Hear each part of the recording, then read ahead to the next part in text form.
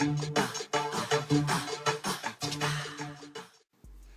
guys, it is Naturally Curly Nick, and I'm coming to you with another video for the new year. Well, I wanted to do 12 things that I've learned about being natural. Now, for some people that may stumble across this, you may have already heard this information, know this, but this is really geared to people that are thinking about becoming natural and, not really sure if they want to do it. So here's just some things that I've learned because I've been doing it for just 1 year, and I still consider myself as a newbie because I'm still in the learning phase. So the first thing I learned about being natural is that you have to do your research. Research, research, research. It is so important. As I began to research, I had absorbed all the information, and that really helped me make a final decision on whether I wanted to become natural or not. So I know many people probably have heard the term big chop now, or the BC. Well, I didn't exactly big chop because I didn't think that, I had the right head shape for a short hair. And then another thing was I really wasn't confident in wearing my hair that short because I never had done that before. So I didn't exactly big chop. I had transitioned in the beginning. And then sometime around December, I said, you know what? I started to notice that my hair was growing. I had two different textures, and I really wanted to see what the curls really looked like. So that is when I went to the beauty salon and decided to get most of my hair, cut off. Now, it wasn't a fully big chop, but it was a very traumatic change for me because I had never seen myself that way. But the only problem is that I still had permed or relaxed ends in my hair, and so it was really making my styles look very difficult. So I said, you know what? I began getting scissors myself and cutting. That I do not recommend because number one, I didn't know what I was doing. And number two, I was just cutting anything off my head. That was a no-no. So, it's very important that you could big chop or you can transition. It's really up to you. Okay, the third thing that I've learned is that you have to develop a really good hair regimen. Of course, your hair regimen is going to be trial and error. But as you continue to, try different things out, you're going to find what works for your hair. I'm still trying to figure out what works for my hair, and it's been a year. But what I really do is that I listen to a lot of product reviews and, from different people looking at how it works. Different products work on different people's hair. I'm not really biased to my own hair texture, but I do look at other people and seeing what they're using and how it works. Sometimes you will hear a general consensus about something, and then I say, you know what, I'm gonna go ahead and try it and decide whether I'm gonna love it or hate it, if it works for me or if it doesn't work for me. But you should develop a hair regimen. My hair regimen basically consists of a 4-step process. I wash my hair weekly, every week. That's what I do. And on the first beginning of the month is when I clarify my hair. And that's basically just getting rid of anything that I put in my hair that was, I'm trying to really use natural ingredients, but, just getting rid of oil or any kind of buildup. So I clarify my hair, and also that's followed by deep condition. Week 2, I deep condition. Week 3, I do a hot oil treatment, and week 4, I'm back to deep conditioning. So that has been my routine for this year. I'm sorry, not this year, last year. But since it's a new year, I wanted to try something different. So I've been looking at other people's routines, and I said, I think I'm gonna try it that way this year just to see, the differences. I used one way, but now I want to see something different and see how that helps my hair grow or retain some kind of length. Okay, so another thing that I've learned is that you have to choose moisturizing products. You will hear on a lot of people on YouTube that moisture, and it is very true. So I try to choose moisturizing products that will, help me retain moisture in my hair, and then, you want to but you really want to seal your ends, so therefore, your hair doesn't become dry. So, and dryness apparently leads to breakage, and you really want healthy hair, so you want to make sure that you're able to get as much moisture and try to keep as much moisture in your hair as possible. Okay. Another thing that I've learned is that I really, really loved my hair when it was short. It was very surprising for me because one, I didn't think that, short hair looked right on me.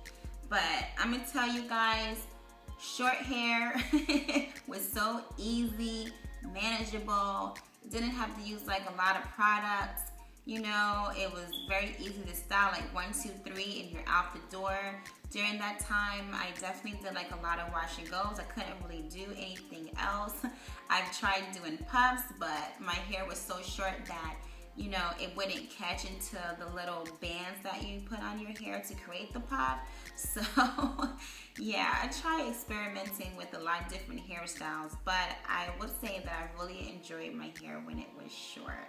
Okay, another thing that I learned is that when your hair becomes longer, it is important that you separate your hair. Now, separating your hair helps in so many different ways. First of all, it takes time from you having to, take time for you to have to detangle your hair. When you're washing your hair, instead of washing your hair all at once, you're just going to create a big old tangle. So by separating your hair, you can focus on different sections at a time, and it will help you when you're washing, so you don't have to get into that detangling nightmare, which is something else that I had learned about being natural. Okay. Another thing is that I've made the mistake plenty of times of combing the curls out. So I wouldn't recommend that you comb the curls, because when you wash your hair and you put all your, stuff in, and you take that white tooth comb and you start combing out the curls, you kind of wind up with like a, I don't know how to say, soft fro, so to speak, whatever. You lose your curls. You don't have, any shape to your hair. It's just gone. So that's another thing that I've learned. Another thing that I've learned was that if you're having a bad hair day, accessories are your best friend. I cannot count how many times that I've had bad hair days, and you went through a whole process of doing your hair, and they don't like the way it comes out. So then you go back and you rewash it and you start all over. But sometimes taking like a small little accessory can make the biggest difference, and it will save you time from having to do your hair all over, because it's really not fun, especially when you spend 30 minutes to an hour doing it. So a nice little accessory piece can just definitely transform your hairdo in a very dramatic way. Okay, another thing that I learned about being natural is that hair is versatile. Now, when I had relaxed hair, I would get the roller sets, and the roller sets, my hair really didn't hold curls. So once I had the roller set, my hair would just kind of just limp down. And so that would be my hairstyle, just straight hair. And by being natural, I've had, as my hair began to grow, I have been able to experiment with different hairstyles, with the puffs and the mohawks and the bantu knots and the braids and the twists. So, I've just been able to do a variety of different things that I didn't get the opportunity to do when I had relaxed hair. Okay. Another thing that I learned is that you definitely have to be confident, especially when, say you have short hair and you're not used to having it. You know, it could take a little bit of self-esteem from you, because it's like, you know, not knocking the people that like short hair. I mean, some people that wear short hair, it's like a killer on them. It looks so great. But for those that never thought, you know, my hair is short, that's not me, I don't have the face for it, you know, those kind of things that we say about it, you know, you just have to be confident. And you have to be confident, especially when you're rocking your hair, your natural hair texture. And I mean, it's kind of sad to say that some people don't want to go natural because, you know, they have like this kind of hair typing system, and it kind of takes away from you just a little bit, because you may be looking at other people's hair and you're like, wow, their hair is so nice, I wish my hair was like that.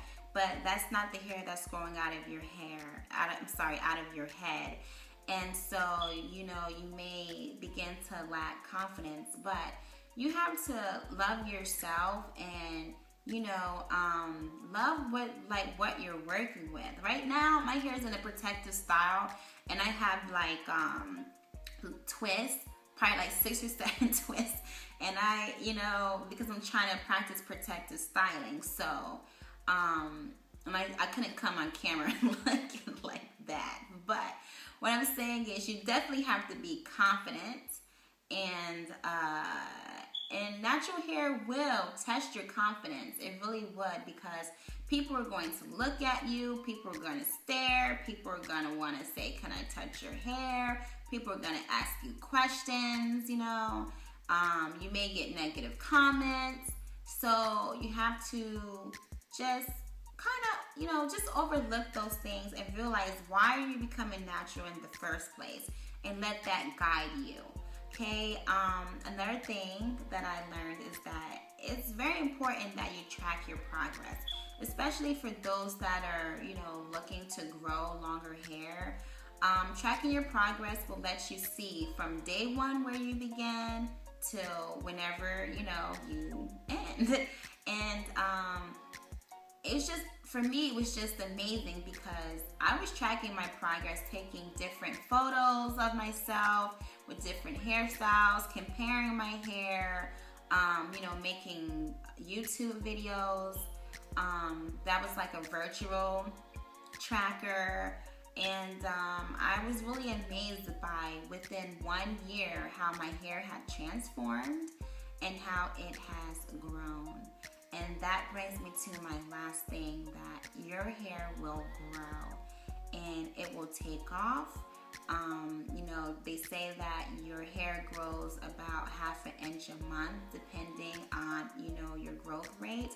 But your hair really do grow. And it's not that it never grew, but it's very different, because when you have relaxed hair, you're not, I mean, I never really looked at my hair as growing. I knew where my hair was at, but it never went past, you know, the point of like shoulder or close to armpit length, whatever. It never went past that.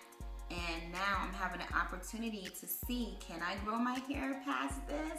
Which I'm very excited. And I'm thinking my goal for this year, 2013, really is to grow my hair to my armpit length. And I'm about here at my collarbone. But I do want to share some pictures at the end of this video. And just let you know that whoever watches this, you're not alone. I went through the same thing, decision, is this right for me? But in the end, I'm glad that I did it. And I'm glad that I had the opportunity, I wasn't by myself, you know. I feel like a lot of people on YouTube that I watch have basically inspired me, and they've been through everything that you are gonna go through, or thinking about going through, or going through now.